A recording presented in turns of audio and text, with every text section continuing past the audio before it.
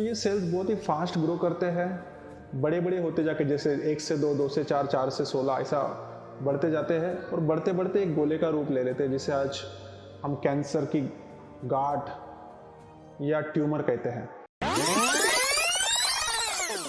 मेरा नाम है डॉक्टर कृष्णा चौधरी। मैं एक मेडिकल ऑन्कोलॉजिस्ट यानी कैंसर फिजिशियन हूँ।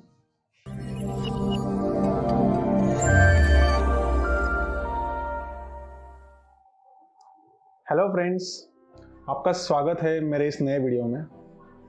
मैं आपसे आज बहुत ही महत्वपूर्ण और प्राथमिक जानकारी साझा करने जा रहा हूँ कि आखिर कैंसर होता क्या है,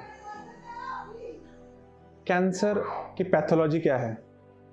हालांकि कैंसर की पैथोलॉजी समझना बहुत ही मुश्किल है अगर मेडिकल लैंग्वेज में समझी जाए, पर मैं प्रयास करूं कि मैं आपको काफ़ी सरल भाषा में कैंसर क्या होता है इसकी एक कल्पना दे पाऊँ। जैसे शरीर में डेंगू मलेरिया हो जाता है, ये बीमारी है कि बाहर से कोई जर्म शरीर में आता है और शरीर की जो प्रोसेसेस है, जो कार्य प्रणाली है, उसको बाधित कर देता है।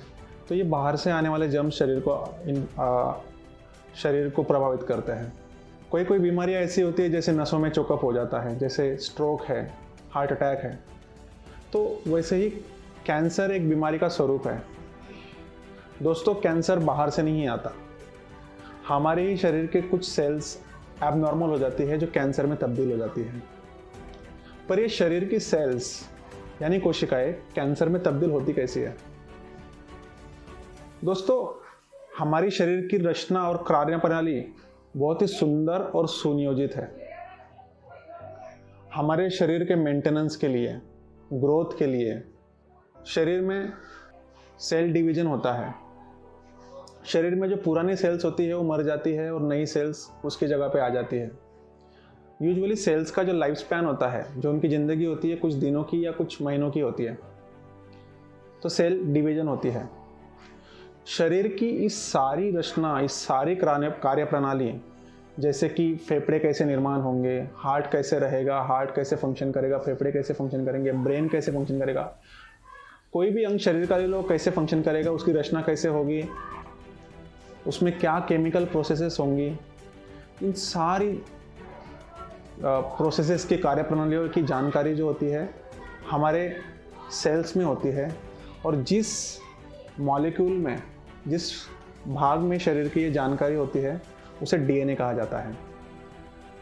ये जो डीएनए होता है, ये डीएनए में सारी इंफॉर्मेशन कोडेड होती है और ये अपना काम करता है सेल्स बना के और सेल्स के द्वारा अपना फंक्शन करा के। जो सेल विभाजन की प्रक्रिया होती है, नई सेल आने की प्रक्रिया जो होती है, ऑर्गन बनाने की जो प्रक्रिया होती है, ये इंफॉर्मेशन डीएनए में होने के कारण, किसी भी कारणवश अगर डीएनए को डैमेज हो जाता है तो उस डैमेज को हम बोलते हैं म्यूटेशन। डीएनए का जो छोटे छोटे ब्लॉक से डीएनए बना रहता है, अगर वो ब्लॉक का सीक्वेंस बदल जाए या उस सीक्वेंस में से कुछ ब्लॉक्स हट जाए, जिसे न्यूक्लियोटाइड बोला जाता है, अगर इनका सीक्वेंस बदल जाए या कुछ ग्रुप ऑफ न्यूक्लियोटाइड्स निकल जाए तो इसे म्यूटेशन बोला जाता है, चेंज बोला जाता है डीएनए में।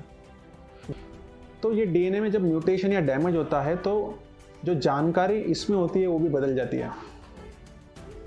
तो आमतौर पे क्या होता है कि जब डीएनए में म्यूटेशन होता है तो जनरली सेल्स उसे रिपेयर कर लेती है और सेल्स का फंक्शन नॉर्मल सामान्यतः चलते रहता है। पर कई बार ये जो म्यूटेशन होता है ये रिपेयर नहीं हो पाता है। जब ये म्यूटेशन रिपेयर नहीं हो पाता तो उसके दो परिणाम हो सकते हैं। या तो सेल सुसाइड कर लेगी, जिसे एपोप्टोसिस बोलते हैं, सेल सुसाइड बोला जाता है।